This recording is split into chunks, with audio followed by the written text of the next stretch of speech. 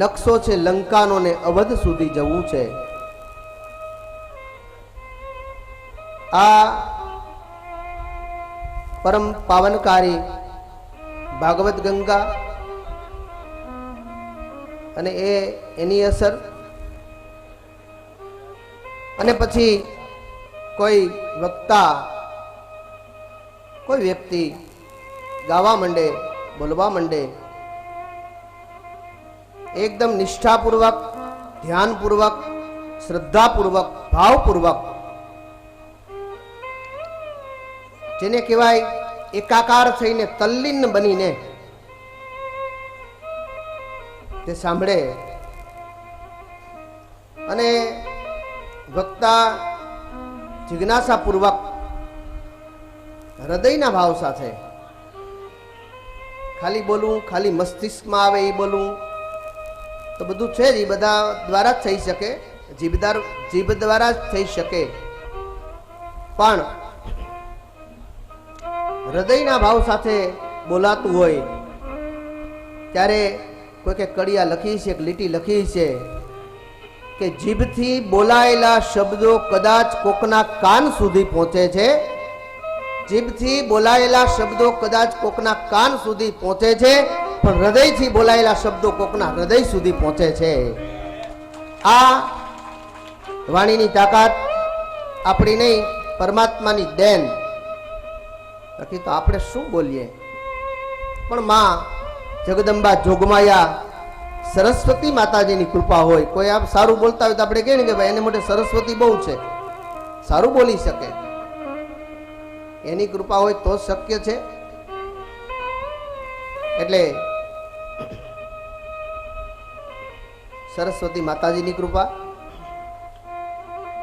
યા કુંદે દુતુષાર હાર ધવલા, યા શુભ્ર વસ્ત્રાવૃતા, યા વીણા વરદંડ મંડિત કરા, યા શ્વેત પદ્માસના, યા બ્રહ્માશ્ચિત શંકર પ્રભુતિભિ દેવૈ સદા વંદિતા, અને સા મામ પાતુ સરસ્વતી ભગવતી નિશેષ જાટ યા પહા. આ કાલે વાત કરતો હતો ને કે શક્તિ પૂજાનો આપણો ભારત દેશ, શક્તિની પૂજા, આ બધી શક્તિ, આહલાદિક શક્તિ. શક્તિ વગર જીવી શકાય નહીં.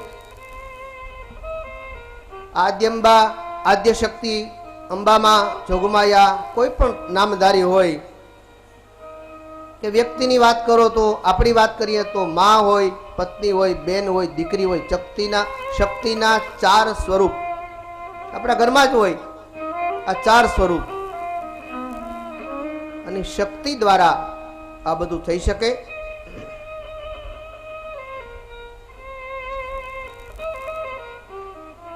મહાત્મ્યની કથા ચાલતી હતી. વક્તાના લક્ષણો ભાગવતકારે વેદવ્યાસજીએ બતાવ્યા. વક્તા કેવો હોવો જોઈએ, વક્તાના લક્ષણો, શ્રોતાના લક્ષણો. તમે તો બહુ સારું હમણાં કીધું ને, ધ્યાનથી, લયથી, સુરથી, સ્વરથી, તલ્લીનતાથી.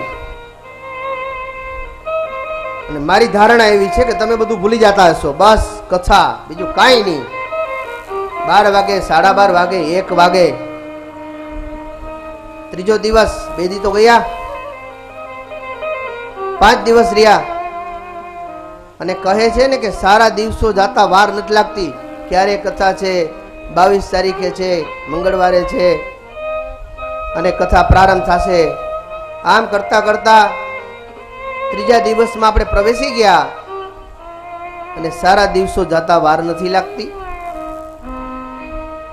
એટલે તમે તો બહુ સંયમપૂર્વક, શિસ્તતાથી, જેને અંગ્રેજીમાં પ્રોટોકોલ કહેવાય, પ્રોટોકોલ. કોઈ કાર્યક્રમો હોય ને એના નિયમો હોય, કોણ બોલે ને શું ને આ તે ને સંચાલન કોણ કરે, પણ એકદમ શિસ્તથી. આનંદ બહુ એટલે થાય મને અંદરથી, હૃદયના ભાવથી, કે એકદમ. અને એનું કારણ થાય કે વક્તા ને શ્રોતાનું શું છે કે સમન્વય, અન્યોન્ય. આપણે વાત પહેલે દિવસે લીધી હતી ને કે ભાઈ હનુમાનજી મહારાજ વૃક્ષ ઉપરથી, અશોક વૃક્ષ ઉપરથી ધૂન ગાય અને સીતાજી સાંભળે અને એ શ્રોતા અને વક્તાનું લક્ષણ, આવી રીતની વ્યવસ્થા. પણ વક્તા ક્યારે રૂડો લાગે? વક્તા ક્યારે રૂડો લાગે? કે શ્રોતા એના મજબૂત હોય. શ્રોતા એટલે સાંભળનારા. શ્રવણમ કીર્તનમ વિષ્ણુ. નવધા ભક્તિમાં જે વાત આવે, પહેલી ભક્તિ શ્રવણ. અને સારો શ્રવણ કરતા, સારો સાંભળનાર, સારો શ્રોતા, તમે ને હું સારા શ્રોતા હોય તો એક દી સારા વક્તા પણ બનીએ, યા તમે સાબિત કરી દીધું. સારા શ્રોતા, આ વક્તા મૂળ શ્રોતા છે. તમે સાંભળો, તમે ગાઓ, તમે વાંચો, સતત શ્રવણ, ચિંતન, મનન કર્યા કરો તો પરમાત્મા કૃપા કરે તો સારા વક્તાય બની શકો. એટલે અન્યોન્ય વક્તા યોગ્ય હોય, સામે શ્રોતા સારી રીતે સાંભળે, પછી ગ્રહણ કરે, પછી મનન કરે, ચિંતન કરે. કેવો વક્તા હોવો જોઈએ? નિરભિમાની અને કૃષ્ણ કૃપાહી કેવલમ. પરમાત્માનું શરણ, પરમાત્માનું ચરણ, આ સિવાય કોઈ ઉકેલ ઉપાય નથી સાહેબ. અભિમાન તો બહુ બહુ ધ્યાન રાખો ને બહુ આમ પરમાત્માની અનુકંપા રાખો તો જ, બાકી આવી જાય એની કૃપા હોય તો જ ના આવે. કૃષ્ણ કૃપાહી કેવલમ. નિરભિમાની, નિષ્પૃહી, આશા અપેક્ષા વગરનો. એટલા રૂપિયા આપો તો કથા કરું, આવો નહીં. અપેક્ષા વગરનો, કઈ અપેક્ષા નહીં, આવો વક્તા હોવો જોઈએ. અને એવું કહ્યું છે કે આવો નિષ્પૃહી, આશા અપેક્ષા વગરનો વક્તા હોય તો તેની કથામાં એક દી પરમાત્મા ચોક્કસ આવે છે, ચોક્કસ આવે છે. આવો હોય તો. પછી ધૈર્યવાન, ધીરજ, ધીરજ ધારણ કરનાર, ધીરજ હોય. એક ભાઈ ભગવાનને પ્રાર્થના કરતા હતા. ભગવાનને પ્રાર્થના કરી કે હે ભગવાન, મને ધીરજ આપજો, પણ જલ્દી આપજો. હવે ધીરજ જલ્દી આપે? તું તો ધીરજ રાખ પેલા, તો ઓલો ધીરજ આપશે. ધીરજ આપજો પણ જલ્દી આપજો. બહુ ઉતાવળ ભાઈ, બહુ ઉતાવળ. આપણે એમ થાય કે ભાઈ અહીં મળીએ, અહીં મળીએ, 10 મિનિટ પછી મળીએ, ત્યાં તો 8મી મિનિટે ફોન આવી જાય. અરે પણ થોડીક ધીરજ ધારણ કર બાપા, હમણાં આવું. ધૈર્યવાન. સાંઈ બાબાનું સૂત્ર છે ને, સાંઈ બાબાનો ફોટો હોય, શ્રદ્ધા સબુરી. એ સબુરી એટલે ધીરજ. આપણે ગામડામાં કે હબુરી રાખો બાપા, હબુરી રાખો. સ ને હ કહીએ, હબુરી રાખો, સબુરી રાખો. સાંઈ બાબાનું મંદિર કે સાંઈ બાબાનો ફોટો જોવો તમે. ગુરુવાર છે સાહેબ, સાંઈ બાબાનો વાર, ગુરુવાર, જલારામ બાપાનો વાર. વાહ! એટલે શ્રદ્ધા અને સબુરી. સબુરી એટલે ધીરજ. ધૈર્યવાન વક્તા હોય, વેદશાસ્ત્રનો જાણકાર હોય, દ્રષ્ટાંત કુશળ હોય. કોઈ વાત દ્રષ્ટાંત વગર સિદ્ધાંત બેસે નહીં. એના માટે દ્રષ્ટાંત આપવું પડે. એવું દ્રષ્ટાંત આપે કે આપણને ઉતરી જાય કે નહીં ભાઈ, આમાં આમ, આમ નહીં તો આમ. દ્રષ્ટાંત કુશળ. વૈષ્ણવ હોવો જોઈએ, બ્રાહ્મણ હોવો જોઈએ. હવે શ્રોતાના લક્ષણો, સાંભળનારના એના લક્ષણો શું? 3 પ્રકારના શ્રોતા, 3 પ્રકાર. હંસ જેવા સારા સાર, જેને કહીએ ને દૂધ અને પાણી ભેગા કરીને આપો. હંસને, હંસનું લક્ષણ છે. જો હંસનું દ્રષ્ટાંત આપ્યું, હંસ જેવા શ્રોતા. હંસને કોઈ પાત્રમાં દૂધ અને પાણી ભેગા કરીને આપો તો દૂધ પી જાય, પાણી રેવા દે. એટલે સારા સારનો ખ્યાલ હોય કે આમ આ લીધા જેવું છે તો એ લઈ લઈએ, આમાં લીધા નથી, લીધા જેવું નથી તો રેવા દઈએ. આ સારા સાર ગ્રહણ કરનાર. પછી પોપટ જેવા, જે પીરસાણું હોય લઈ લે કે નહીં, આ લીધા જેવું જ હોય તો જ વક્તા કહીએ. અને મીન એટલે કે માછલી જેવા, જેમ માછલી પાણીમાં એકદમ તલીન હોય, આમ જાય આમ જાય. એટલે જેમ માછલી પાણીમાં રત હોય એમ શ્રોતા કથામાં રત હોય, કથામાં હોય. આવા વેદવ્યાસજીનું રચેલું ભાગવત, એના મહાત્મ્યને પ્રણામ. અને એની સાથે પ્રથમ સ્કંદમાં પ્રવેશ. જન્માદ્યસ્ય યતો વયાદિતરતા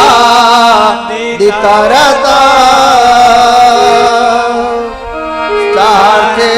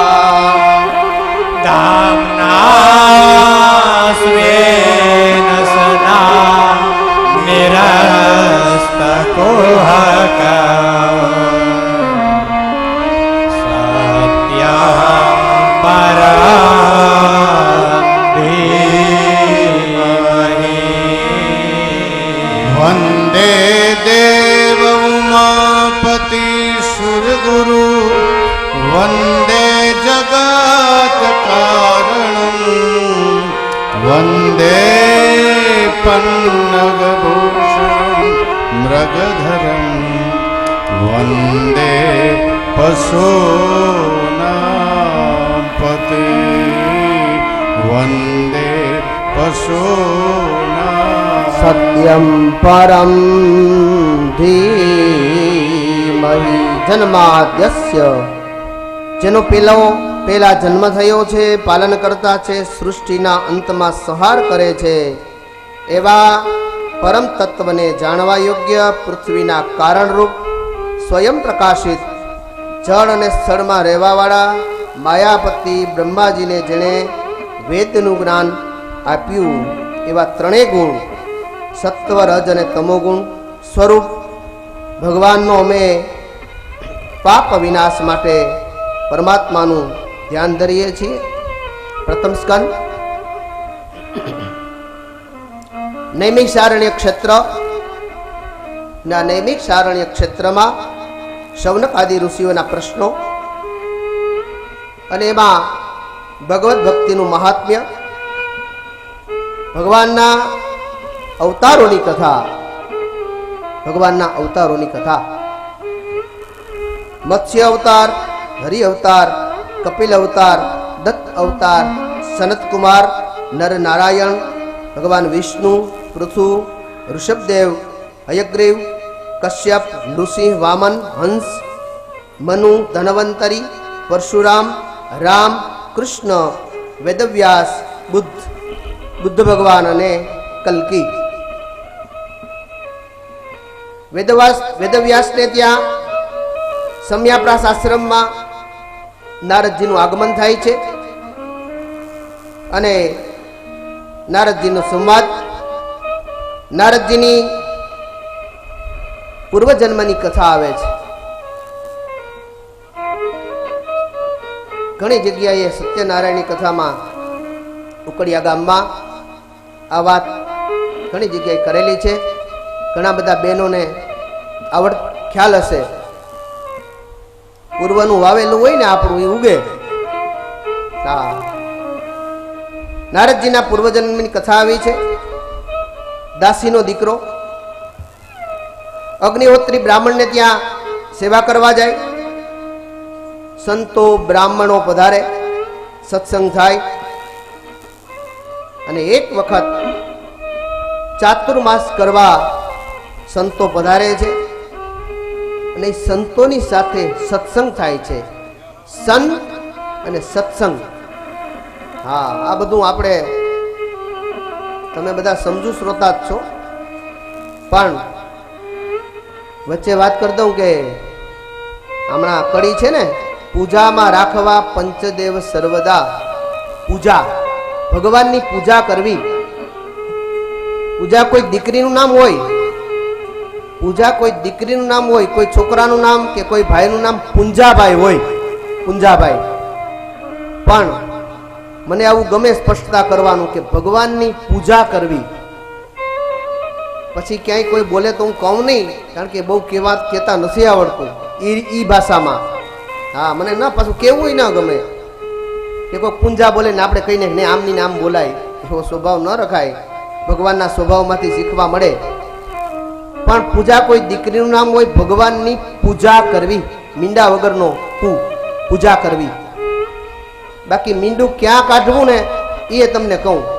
જો થાંભલો હોય, કોઈ થાંભલો, એમાં મીંડું આવે જ છે, અનુસ્વાર આવે જ છે થાંભલો, પણ એમાં કાઢી નાખો લ્યો તો શું અર્થ કેવો ફરી જાય? થાંભલો. આપણે ગામડામાં પેલા આવા નળિયાવાળા મકાન હોય, હજી ઘણા દેખાય, પરિસ્થિતિ પ્રમાણે ઝૂંપડા કહીએ, થાંભલાના ટેકા, થાંભલીના ટેકા, પછી નીચું હોય થાંભલી રાખીએ, એમાંથી લ્યો, એમાં છે જ અનુસ્વાર, પણ એમાંથી કાઢી નાખો લ્યો, અર્થ કેવો ફરી જાય? થાંભલીની થાંભલી. થાંભલો, થાંભલો પુરુષને કીધું, થાંભલી સ્ત્રીને કીધું. એટલે આવી એક ચાતુર્માસ કરવા સંતો બધા રહે છે, સત્સંગ થાય, આનંદ આવે. આ નારદજીનો પૂર્વ અવતાર જે ભાઈ હતો રહે છે એની સાથે. નારદજી કહે છે, સંતોએ મારી ઉપર અનુકંપા કરી, કૃપા કરી, પોતાના ભોજનની થાળીમાંથી પ્રસાદ આપ્યો, હું ધન્ય થયો. પત્ની છે એ પતિનું જૂઠું ખાઈ શકે. ઘણી જગ્યાએ છે કે ભાઈ લાવો તમારી એક થાળીમાં હું જમી લઉં, એ વાત અલગ, ખવાય. પણ કોઈ સાધુ, કોઈ સંત, કોઈ બ્રાહ્મણ, કોઈ મહાપુરુષ, કોઈ એવી હસ્તી હોય અને એ કદાચ આપણા ભાગ્ય ખુલવાનો ને જમતે જમતે કહી દે કે લે બેટા જમી લેવું, આપણા ખુલી જાય. આવું આ નારદજીના પૂર્વ અવતારમાં થયું. જમી લે, આમાંથી જમી લીધો, પ્રસાદ લઈ લીધો ને નારદજી કહે છે કે હું ધન્ય બની ગયો. ચાતુર્માસનો સમય પૂરો થાય. ચાતુર્માસ પૂર્ણ કરતા આ સંતો નીકળતા હતા. મેં કહ્યું તમારી સાથે આવીશ. સંતો કહે તારા માતાનું કોઈ નથી, તારી માનું કોઈ નથી, તેની સેવા કર.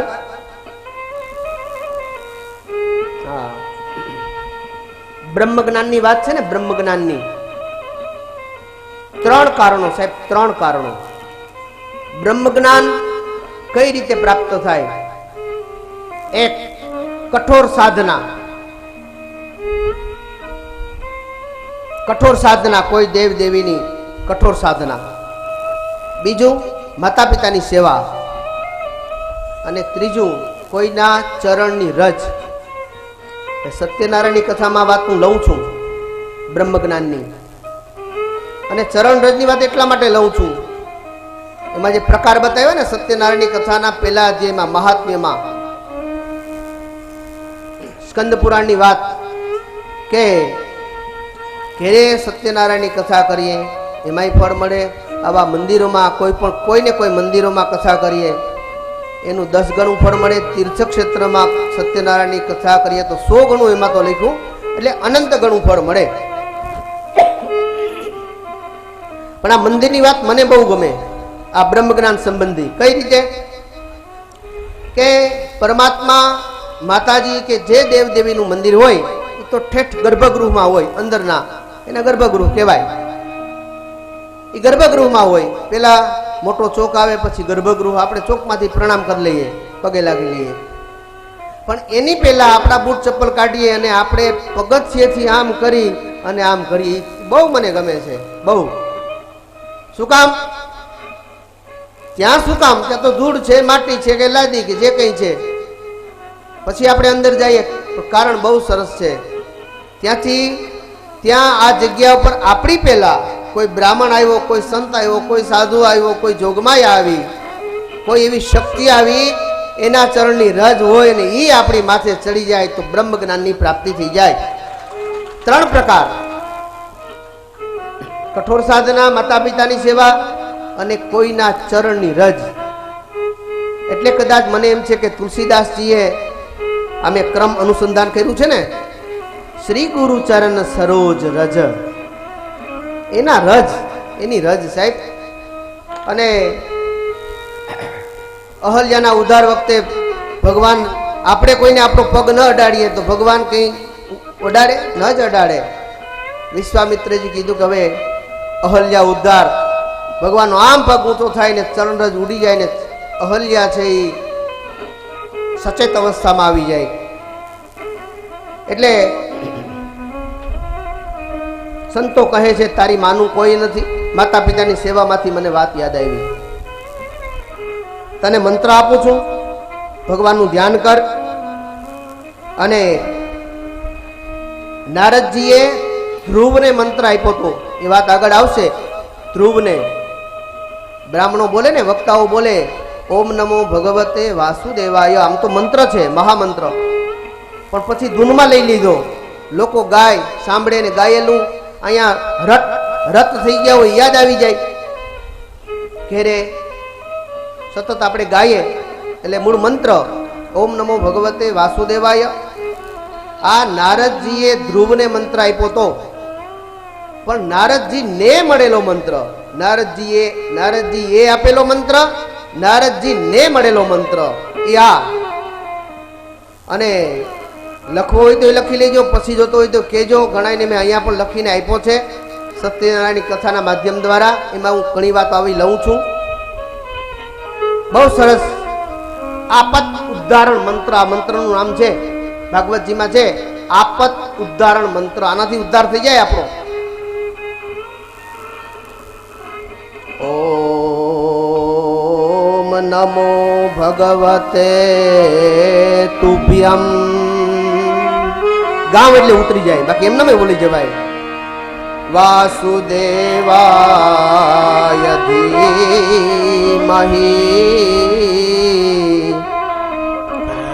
પ્રદ્યુમ્નાય અનિરુદ્ધાય નમઃ સંકર્ષણાય ચ. આનું નામ વાસુદેવ ગાયત્રી. ઓમ નમો ભગવતે તુભ્યમ વાસુદેવાય ધીમહિ પ્રદ્યુમ્નાય અનિરુદ્ધાય નમઃ સંકર્ષણાય ચ. આવી રીતે બોલી શકાય, ગાઈ શકાય અને સંગીત સાથે પણ ગાઈ શકાય. નમો ભગવતે તુભ્યં વાસુદેવાય ધીમહિ. નમો ભગવતે તુભ્યં વાસુદેવાય ધીમહિ. પ્રદ્યુમ્નાય અનિરુદ્ધાય પ્રદ્યુમ્નાય અનિરુદ્ધાય નમઃ સંકર્ષણાય ચ. નમો ભગવતે તુભ્યં વાસુદેવાય ધીમહિ. પ્રદ્યુમ્નાય અનિરુદ્ધાય પ્રદ્યુમ્નાય અનિરુદ્ધાય નમઃ સંકર્ષણાય ચ. નમો ભગવતે તુભ્યં વાસુદેવાય ધીમહિ.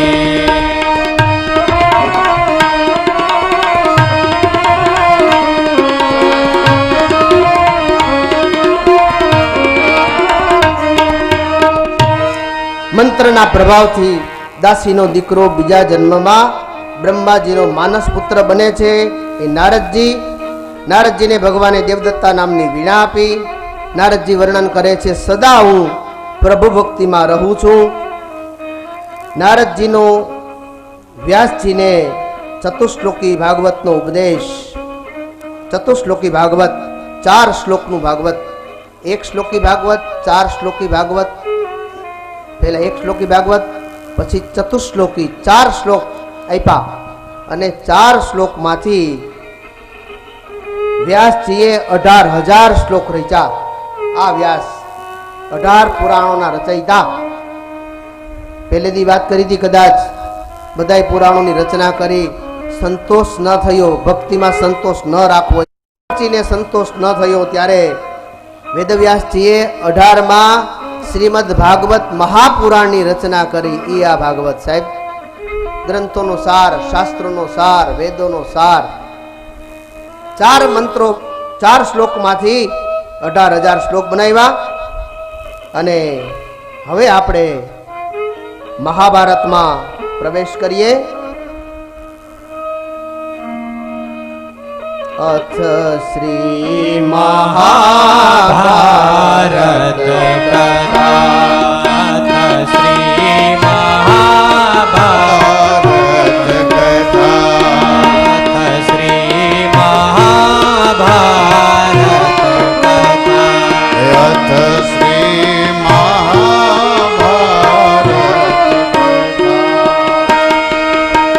कथा है पुरुषार्थ की, स्वार्थ की, परमार्थ की. कथा है पुरुषार्थ की, स्वार्थ की, परमार्थ की. सारथी जिसके बने श्री कृष्ण माया पार्थ की. सारथी जिसके बने श्री कृष्ण मारथ पार्थ की. शब्द दिग घोषित हुआ, शब्द दिग घोषित हुआ. सत्य सार्थक सर्वथा.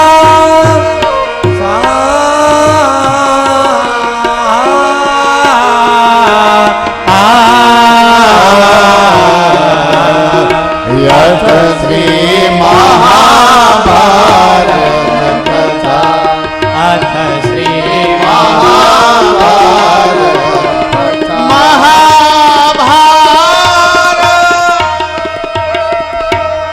यदा यदा हि धर्मस्य ग्लानिर्भवति भारत, अभ्युत्थानमधर्मस्य तदात्मानं सृजाम्यहम्. परित्राणाय साधूनां विनाशाय च दुष्कृताम्.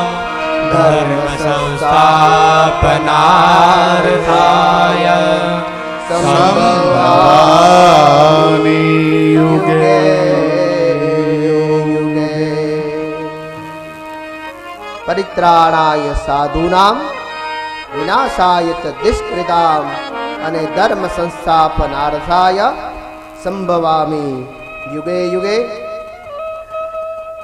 ત્યાર પછી દુર્યોધન અશ્વત્થામાનો સંવાદ.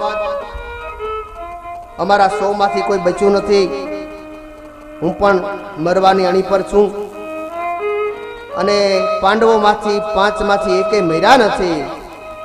અશ્વત્થામા કહે છે કે તું એકની વાત કરે છે, હું 5ને મારીને આવું. હવે ભગવાન કૃષ્ણ પાંડવોને વિજય ઉત્સવ માટે લઈ જાય છે અને પાંડવોની જગ્યાએ એના પુત્રોને સુવડાવે છે, શયન કરાવે છે. અશ્વત્થામા દ્રોણગુરુના પુત્ર છે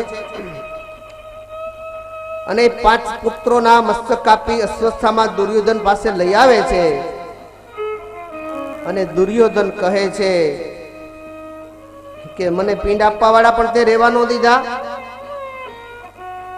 કેમ? તો આ તો પાંડવોના પુત્રો છે. અહીં અર્જુન આવે છે. દ્રૌપદી ખૂબ દુખી થાય. અર્જુન સંકલ્પ કરે છે કે મારા પુત્રને મારનારને હું જીવતો નહીં રહેવા દઉં. અર્જુન છે એ અશ્વત્થામાની પાછળ પાછળ જાય છે. અશ્વત્થામા અર્જુન ઉપર બ્રહ્માસ્ત્રનો પ્રયોગ કરે છે. અર્જુન ભગવાનને કહે છે ભગવાન મને બચાવો. ભગવાન કૃષ્ણ કહે છે કે તું પણ બ્રહ્માસ્ત્ર માર, તું પણ બ્રહ્માસ્ત્ર છોડ, તું પણ બ્રહ્માસ્ત્રનું અનુસંધાન કર. અને અર્જુન બંને બ્રહ્માસ્ત્ર પાછા લઈ લે છે. અશ્વત્થામાને બાંધી ઢસરડી શિબિરમાં લઈ જાય. દ્રૌપદીને જોઈને અશ્વત્થામાને છોડી મૂકવાનું કહે છે.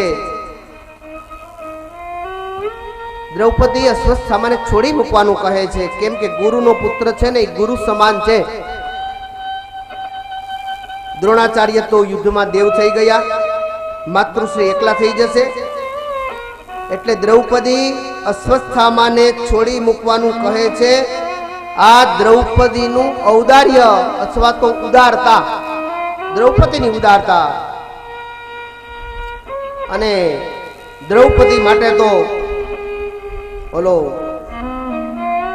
ભગવાન કૃષ્ણ આવે ને ચીર પૂરવા, એ આખી વાતની તમને ખબર છે. પણ મને એ કડી બહુ ગમે, બહુ ગમે કે કોક કવિએ લખ્યું, બેની બનીને તને દ્રૌપદી એ લૂઈનો, બેની બનીને તને દ્રૌપદી એ લૂઈનો, પાટો બાંધીને તને બાંધી દીધો રે,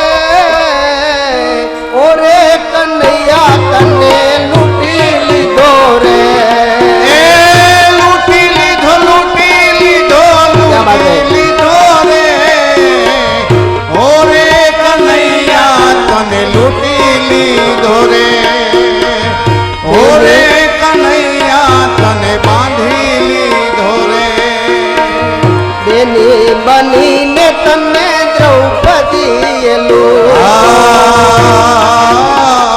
બેની બનીને તને દ્રૌપદી વાંધ્યો,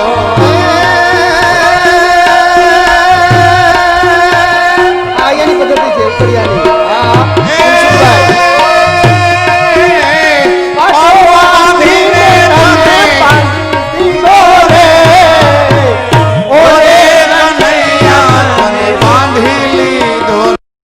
ઉત્તરાના ગર્ભનો નાશ કરવા માટે બ્રહ્માસ્ત્ર છોડે, આનો વંશ ન રહે. અને ત્યારે ઉત્તરા કૃષ્ણના શરણે જાય છે. ભગવાન ઉત્તરાના ગર્ભમાં જઈ પરીક્ષિતની રક્ષા કરે છે. ભગવાન દ્વારિકા જવા તૈયાર થાય. કુંતા માતા થોડા દિવસ રોકી લે છે. બહુ જાણીતી વાત છે. કુંતા માતા કૃષ્ણ પાસે દુઃખ માગે છે. આપણે દુઃખ ન માગીએ. કુંતા માતાએ માગ્યું કે પરમાત્મા કૃષ્ણ અમને દુઃખ આપજે, દુઃખ આપીને તો અમે તને યાદ કરશું, દુઃખ આપીશ તો અમે તને યાદ કરશું. દુઃખ માગ્યું. બોલો, કુંતા માએ કૃષ્ણ પાસે દુઃખ માગ્યું. થોડા દિવસ રોકી લે છે. યુધિષ્ઠિરને સમજાવવા માટે કુરુક્ષેત્રમાં ભીષ્મ પાસે જાય. ભીષ્મ યુધિષ્ઠિરને વિવિધ પ્રકારના ધર્મનો ઉપદેશ આપે અને કહે છે કે તમે જેને સગો સંબંધી સમજો છો ને એ અનંત બ્રહ્માંડનો માલિક છે, અનંત બ્રહ્માંડનો માલિક છે. અને હવે ભીષ્મ ભગવાનની સ્તુતિ કરે છે. ભીષ્મ ભગવાનની સ્તુતિ કરે છે. ઇતિમતિરૂપકલ્પિતા વિતૃષ્ણા ભગવતી શાતવત પુંગવે વિભોમની સ્વસુખમુપગતે ક્વચિદ વિહારતો પ્રકૃતિ મુપેયોસી યાદ ભવ પ્રભા.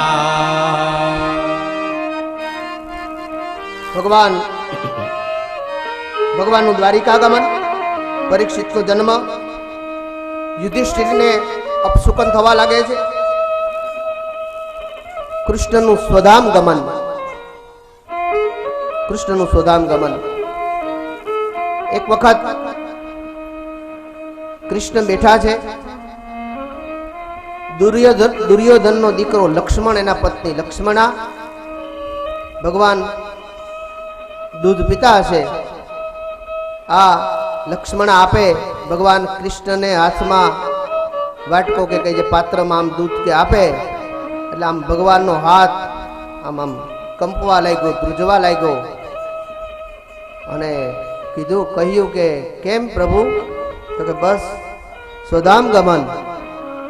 કેટલી આશરે 5369 જેટલો સમય કાળિયો ઠાકર કૃષ્ણ આ દ્વાપર યુગમાં પોતાનું કાર્ય પૂર્ણ કરી અને સ્વધામ ગમન થતું હોય. કેટલી એક ભગવાન ન કરે પણ આપણા સમાજમાંથી કોઈ વ્યક્તિ જતી રહેતી હોય, ભગવાનને વાલા થઈ ગયા હોય તો એ શોખ તો ભાઈ સહન કરવું પડે. દુઃખનું ઓસડ દાડા દિવસો ભગવાન એવો કોઈને સમય ના આપે, પણ એવું થાય તો આપણી સહન શક્તિ બહાર હોય તો આ પરમ તત્વ પરમાત્મા જય કૃષ્ણએ તમને મને આટલો પ્રેમ આપ્યો. વાત લીધી હતી ને કે કૃષ્ણ એટલે પ્રેમ, પ્રેમનું સામ્રાજ્ય. તમારી મારી વચ્ચે પ્રેમ છે.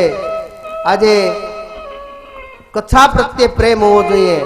એટલે પ્રેમ છે એ કૃષ્ણ છે, એટલે જ તમારું મારું અનુસંધાન થાય. આ પ્રેમ કથા, કૃષ્ણ એટલે પ્રેમ. કેટલો પ્રેમ આપ્યો, ગોપીઓને પ્રેમ આપ્યો, ગોકુળને પ્રેમ આપ્યો, મથુરાને પ્રેમ આપ્યો, દ્વારિકાને પ્રેમ આપ્યો, આખા જગતને, આખી અવરીને, આખી ધરતીને કૃષ્ણે પ્રેમ આપ્યો.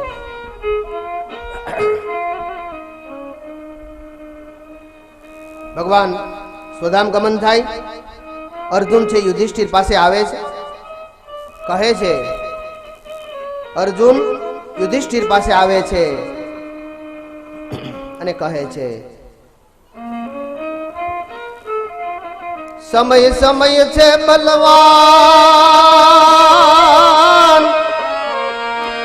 અને નહીં પુરુષ બલવાન. એ પણ કાબે કાબે એ અર્જુન ને લૂટિયો.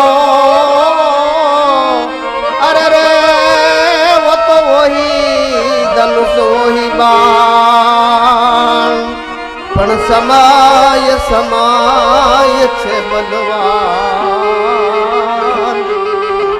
અને નહીં પુરુષ બલવાન. સમય સમય છે બલવાન, નહીં પુરુષ બલવાન. કાબે અર્જુન ને લૂંટ્યો, વહી ધનુષ વહી બાણ. સાહિત્યકારો તો આની વ્યાખ્યા કરીને બહુ સારી રીતે સમજાવી શકે, પણ સમય છે જે અર્જુન, ગીતાજી અર્જુન કહે કે મારે આ બધા મારા છે, મારે નથી લડવું. આખું ગીતાજી 18 અધ્યાયનું અને 6 પ્રથમ 3 અધ્યાય, પ્રથમ 6 અધ્યાય પ્રશ્નો, પછીના 6 અધ્યાય પ્રાર્થના, પછીના 6 અધ્યાય શરણાગતિ. પ્રથમ 6 અધ્યાયમાં પ્રશ્નો જ કર્યા, આ શું, આ કેમ, આ કેમ. પછી પ્રાર્થના થઈ ને પછી શરણાગતિ. અહીંયા આપણે આ બાજુ કે આ બાજુ ક્યાંય ઊભા હોય અને આપણને કોઈ પૂછે કે ઉમરેઠીનો રસ્તો કઈ બાજુ, આ પ્રશ્ન છે, આ પ્રશ્ન કહેવાય. ઉમરેઠીનો રસ્તો કઈ બાજુ, આ પ્રશ્ન કહેવાય. અને એમ કહેવામાં આવે કે હે ભાઈ, હે બેન, મને તમે ઉમરેઠીનો રસ્તો બતાવશો, કોઈ ગામનું નામ, તમે મને ઉમરેઠીનો રસ્તો બતાવશો, આ પ્રાર્થના થઈ. આજનો પ્રશ્ન આવતીકાલે પ્રાર્થના બની જવો જોઈએ ને આવતીકાલની બનેલી પ્રાર્થના ત્રીજા દિવસે પરમ દિવસે શરણાગતિમાં ફેરવાઈ જવી જોઈએ. આ ગીતાજી 2 અક્ષરનો સત્ય શબ્દ લઈ ગાંધીજી આખા દેશને આઝાદ કરી દીધો. 14મી ઓગસ્ટ 1947ની રાત્રિ. પછી આપણે બધા 15મી ઓગસ્ટની સવારે ભારત માતા કી જય બોલાવીએ. 14મી ઓગસ્ટની રાત્રિએ ભારત દેશ આઝાદ થઈ ગયો હતો. સત્ય શબ્દના આધારે 2 અક્ષરનો સત્ય શબ્દ. ગાંધીજીની કેવી આ પોરબંદરના ગાંધીની અનુકંપા છે, પ્રાર્થના છે. ગાંધીજી રોજ પ્રાર્થના કરતા. એટલે જે અર્જુને આટલા બધા ને મહાત કર્યા હતા કૌરવોને, એ અર્જુનને કાબો લૂટી જાય. કારણ કે સમય કૃષ્ણ જતા રહ્યા. આ વાત અર્જુન છે યુધિષ્ઠિરને કરે છે. પછી પાંડવોનું સ્વર્ગમાં ગમન, પરીક્ષિતનો રાજ્યાભિષેક થાય, પૃથ્વી અને ધર્મનો સંવાદ, કલી દ્વારા તાડન અને પરીક્ષિતનું આગમન. પરીક્ષિત વધારે છે. પરીક્ષિત રાજા કલીને મારવા દોડે. કલીને કળિયુગ, કલી નામ કલિયુગ, કળિયુગ કલી શબ્દ વાપરો છે. અત્યારે આપણે બેઠા સત્ય, ત્રેતા, દ્વાપર અને કળિયુગ, 4 યુગ.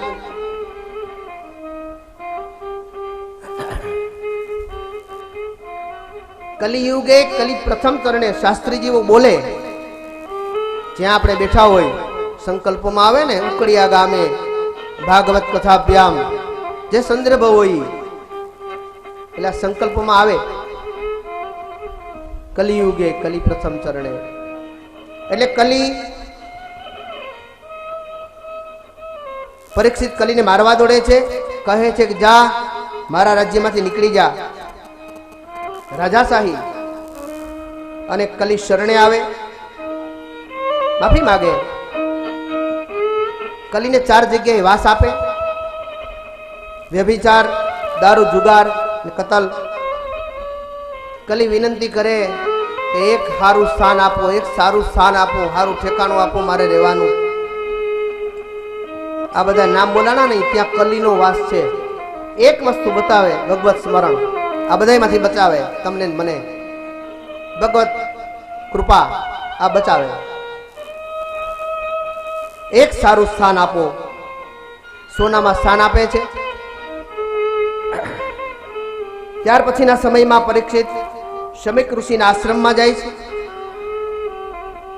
ઋષિ તપ કરતા હોય છે. તપમાં ધ્યાનમાં લીન હોય. આપણે આમ આંખો વીંચીને બેઠા હોય, કોઈ આવે થોડી આપણે ખબર હોય કોણ આવી ગયું કથામાં. એમ ઋષિ ધ્યાનસ્થ અવસ્થા છે, તપ અવસ્થા છે. અને તપ શબ્દ સાંભળું ને એટલે મને એમ થાય, વિવરણ કરવાનું મન થાય કે તપ એટલે ખાલી આ તો છે જ ધ્યાન અવસ્થા. પેલી આંગળીને અંગૂઠો આમ રાખી, ગોઠણ ઉપર ટટાર બેસી, ગઈકાલે વાત કરી હતી, અથવા તો ખુલ્લી હથેળી રાખી, આ કરવા જેવું છે. તમે કોઈ ધૂન બોલો, ભજન બોલો, કંઈ કરો, એની પહેલા એકદમ સ્થિર થઈ પરમાત્માનું આપણા ઘરમાં ઈશાન ખૂણામાં કે ક્યાંય મંદિર હોય, સ્થિર થઈ થોડીક વાર ધ્યાનમાં વહી જવું અને પછી ભગવત સ્મરણ કરવું. એટલે યાદ રહેવા મનશે, ભૂલાહે નહીં. અને તપ એટલે એ ભક્તિના સ્વરૂપમાં તો છે જ, પણ એ સિવાય આ બધું તપ જ છે. આ પણ તપ છે. ભગવત કૃપાથી બોલાય એ પણ તપ છે. તમે સારી રીતે સાંભળી શકો, બેસી શકો. 3 કલાક, બહુ મને તો કાલે વિચાર આવતા હતા કે 3 કલાક હોય આમાંથી ઉઠે નહીં. કેટલી તમારી નિષ્ઠા. એટલે આ તપનો પ્રભાવ.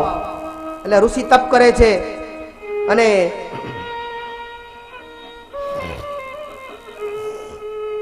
પરીક્ષિતને અપમાન લાગે કે મને બોલાવ્યો નહીં. અમાની વિષ્ણુ સહસ્ત્ર પાઠમાં છે અમાની. બહુ અપેક્ષા ન રાખવી, મને બહુ માનથી બોલાવે. સૌથી વધારે કામ કરવું, સૌથી વધારે જાણવું. જો ભાઈ સુવિચાર તો આવશે, અમે ત્યાંથી જ આવીએ નિશાળમાંથી, એટલે આવું તો આવવાનું જ. કારણ કે જે ક્ષેત્રમાં, જે વિભાગમાં જેમાં તમે હોય એનું આવી જ જાય. ખેતી કામ તમે કરતા હોય તો ખેતીની વાત આવી જાય, પશુપાલન કરતા હોય તો એ વાત આવી જાય, કેટલું દૂધ આપે, સ્વાભાવિક છે. સ્વભાવમાં આપણે વણાઈ જાય. સૌથી વધારે કામ કરવું, સૌથી વધારે જાણવું અને સૌથી ઓછી અપેક્ષા રાખવી. મને કોઈ બોલાવ્યો નહીં, મને કોઈ પાણી ના આપ્યું, મને કોઈ ચા દૂધ ના આપ્યા. ભગવાનનું નામ એક અમાની છે. એટલે રાજાને પરીક્ષિતને અપમાન લાગે છે. મરેલો સર્પ પડ્યો હોય ઋષિના ગળામાં મૂકી દે છે. થોડા સમય પછી આ ગૃહસ્થી ઋષિ, એનો દીકરો, એનું નામ શૃંગી, આ દીકરો શ્રાપ આપી દે. પરીક્ષિત રાજાને એક દી અજ્ઞાન પાજાને ઋષિના ગળામાં નાખ્યો ના મન મજાવી. શું રે કરું એ મારા કનડામાં તપીએલ થા મન હમજાવી ના. માનવો જાણે કે અમે, માનવો જાણે કે અમે સારા કામ કરશું ને ઉલટાનો પડ્યો રે સંતાપ મન હમજાવી હમજાવી સમજાવી. પરીક્ષિતને શૃંગીનો શ્રાપ મળે છે. 7 દિવસમાં તક્ષકના કરડવાથી મૃત્યુ થશે. પરીક્ષિત ઘરે જઈ સોનાનો મુગટ જે જરાસંઘનો હોય ઉતારે છે. શમીક ઋષિને જાણ થાય, ખબર પડે, શિષ્યોને પરીક્ષિત પાસે મોકલે છે. કહે છે તમારું 7 દિવસમાં તક્ષકના કરડવાથી મૃત્યુ થશે. અને જાણ થઈ ગઈ, જાગૃત થઈ ગયો, સચેત થઈ ગયો અને જન્મે જઈને ગાદીએ બેસાડી વનમાં જતો રહે છે. બધા ઋષિઓને પ્રશ્ન પૂછે છે. સુખદેવજીનું આગમન થાય. શું કરવું? 7 દિવસનો સમય ભાગવત કથા 7 દિવસની સંદર્ભ કાલે લીધો તો. શું કરવું? 7 જ દિવસ. આ પરીક્ષિત તો વાસ્તવિકમાં 7 દિવસ જ બાકી હતા, પણ આપણે આમાંથી અર્થ એ લેવાનો છે કે જિંદગીના દિવસ 7 જ છે, 8મો દિવસ છે જ નહીં. બાકી તો નામ ગોઠવું હોત તો 7 ને પછી 7 ને પછી 7 ને તો યાદે કેમ રહે? બોલો, આજ ગુરુવાર છે, કાલ શુક્રવાર છે, આ યાદે કેમ રહે? એ વાત એ સારી, પણ જીવનના 7 જ દિવસ. 7 દિવસમાં શું કરવું? સુખદેવજીનું આગમન. જે મનુષ્યનું મૃત્યુ નજીક હોય તેને શું કરવું જોઈએ? આવો પ્રશ્ન પરીક્ષિત પૂછે છે, સુખદેવજીને પૂછે છે. અને આ સાથે પ્રથમ સ્કંદે વિરામ. બીજા સ્કંદના આરંભમાં સુખદેવજી કહે છે તમે મનુષ્યના હિત માટે ઉત્તમ પ્રશ્ન પૂછ્યો. ભગવાનના વિરાટ સ્વરૂપનું વર્ણન. વિરાટ સ્વરૂપ એટલે વિષ્ણુ સહસ્ત્રનો પાઠ.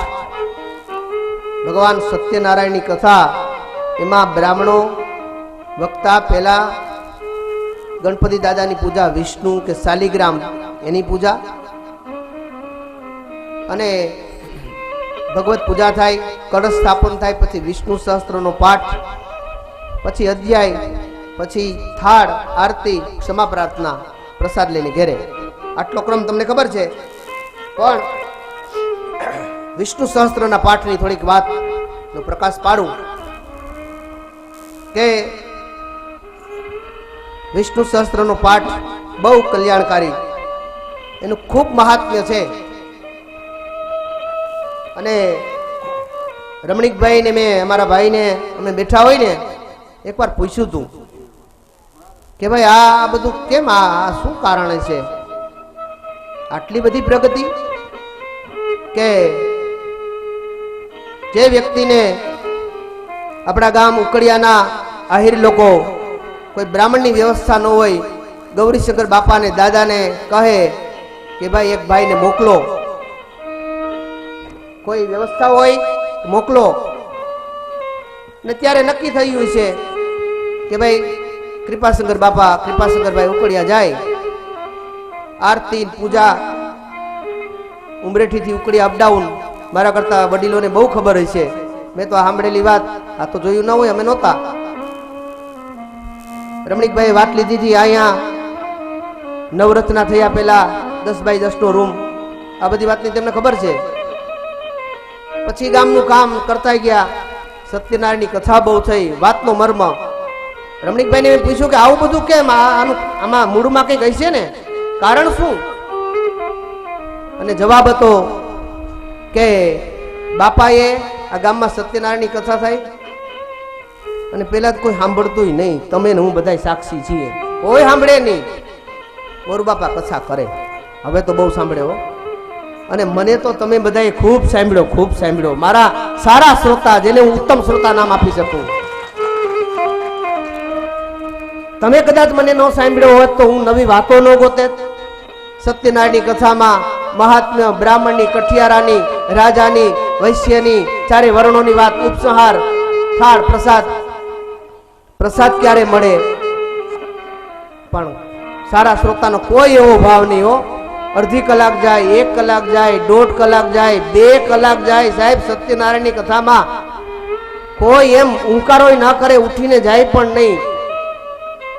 હું એમ કહેવા માંગુ છું કે કદાચ મારી આટલી બધી સત્યનારાયણની કથા ઉકળિયા ગામના શ્રોતાઓએ ન સાંભળી હોત તો કદાચ અહીંયા હું ન જ હોત. કેટલીક ભગવાનની અનુકંપા થઈ, વક્તવ્ય કોઈ રીતે વધતું ગયું, અને પછી મને એમ થયું કે ઘણા વક્તાઓ નવી નવી વાતો લે. સત્યનારાયણની કથાની વાત તો આવે જ હોય, મૂકી દેવી કે ભૂલી જાવી એવો કોઈ ભાવ ન હોય, ક્યારેય નવી નવી વાતો કરું. પણ વિષ્ણુ સહસ્ત્રનો પાઠ થાય, હવે તો વિષ્ણુ સહસ્ત્રનો પાઠ પણ લોકો સાંભળવા માંડ્યા. આપણા જ ગામમાં કેટલી બધી બહેનો, હા બધાને કહું, બહેનો ભાઈઓ બધાને કે ભાઈ વિષ્ણુ સહસ્ત્રની બુક લઈ લેવી. ભણેલા તો ખાસ, એમાં તો મોબાઈલમાં હોય, તમે ધારો તો મળી જાય, અથવા તો બુક રાખીએ, એનો પાઠ કરીએ. શરૂઆતમાં અડધી કલાક થાય, પછી 20 મિનિટ એવા સમયમાં થઈ જાય સારી રીતે, ઉચ્ચાર શુદ્ધિ સાથે. પણ કૃપાશંકર બાપાએ સત્યનારાયણની કથા એટલે વિષ્ણુ સહસ્ત્રનો પાઠ તો હોય જ. બીજા કોઈ લોકો સાંભળે કે ન સાંભળે, કૃપાશંકર બાપાએ ભગવાનને વિષ્ણુ સહસ્ત્રના અનેક પાઠ સંભળાવી દીધા. કોઈનો સાંભળે તો ભગવાન તો સાંભળતા જ હોય ને, એટલે ભાગવતી સાંભળે જ છે. તમે બધા બહુ સારી રીતે સાંભળો છો. આ ભાગવતીનું પુસ્તક વેદવ્યાસજીનું એ પણ સાંભળે છે. એટલે ભગવાનને સંભળાવી દીધા.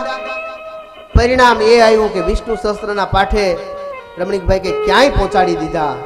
આ વિષ્ણુ ભગવાનની કૃપા, નારાયણની કૃપા. અને બીજી એક નાનકડી મારી વાત ઉમેરી દઉં કે હું વિચારતો હતો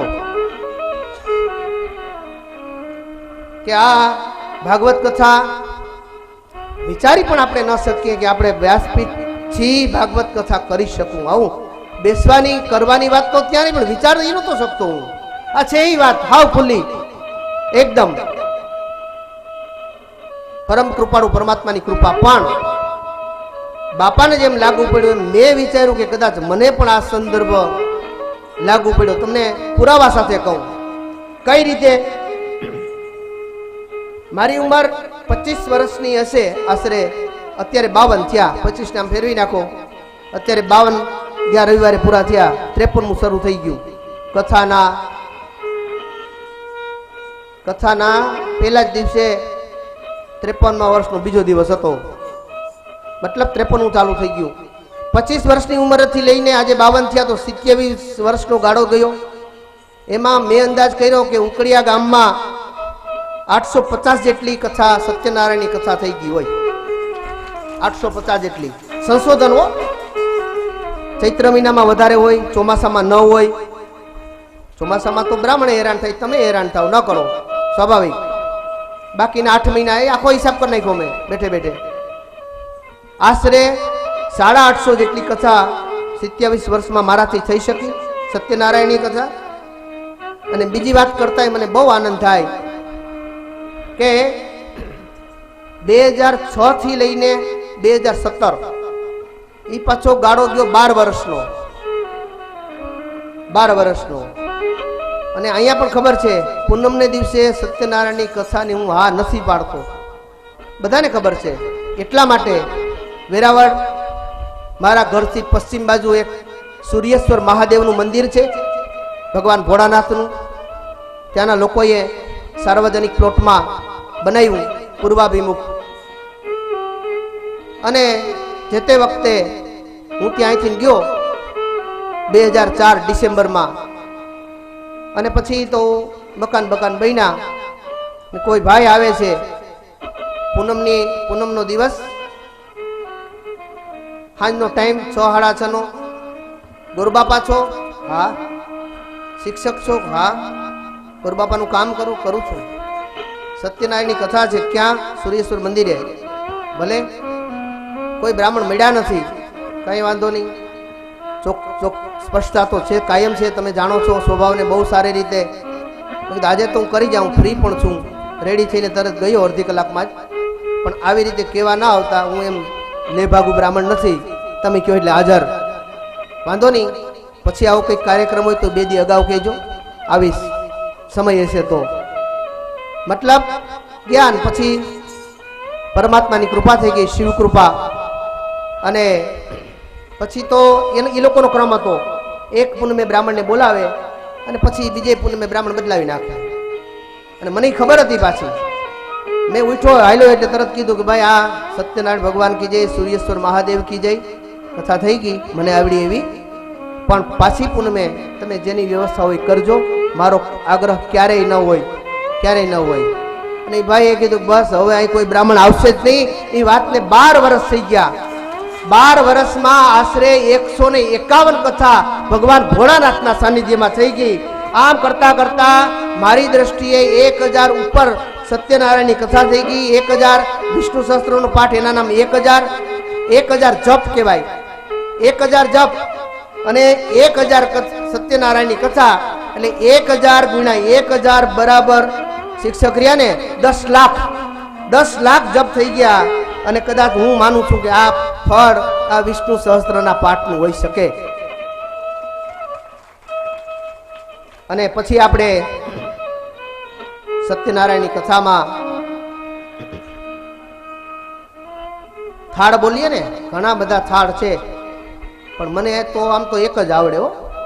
હા, એક કડી જ બોલું. બહુ કઈ થાળ બાળ આપણે એવા આવડતા નથી ને, હવે કોઈ મોટા કલાકાર નથી, બ્રાહ્મણ છીએ ને, થોડુંક આવડે એ બરાબર. એક તો આપણા બાપા ગાતા, કૃપાશંકર બાપા, એની ખાલી એક જ લીટી. દાસના દાસની એવી છે વિનંતી, અને વ્રત કરવું બહુ સેલ, એ દયાળુ પ્રભુ સત્યનારાયણ દેવ, સત્યનારાયણ દેવ, દયાળુ પ્રભુ સત્યનારાયણ દેવ. અને આપણે જે રેગ્યુલરમાં થાળ બોલીએ છીએ એમાં એનો જે ઉપસંહાર આજે સુરદાસજીએ, એના રચયિતા સુરદાસજી છે, એની ઘણી વાતો છે, સમય હશે તો લેશું. પણ આ પ્રાણ કડી, આ સત્યનારાયણની કથાની પ્રાણ કડી, એક કડીમાં પ્રાણ હોય, આ કડીમાં પ્રાણ છે. સુરદાસના એ પ્રભુ સ્વામી શામળિયા, સુરદાસના પ્રભુ સ્વામી શામળિયા, અવાસારે પૂરા જો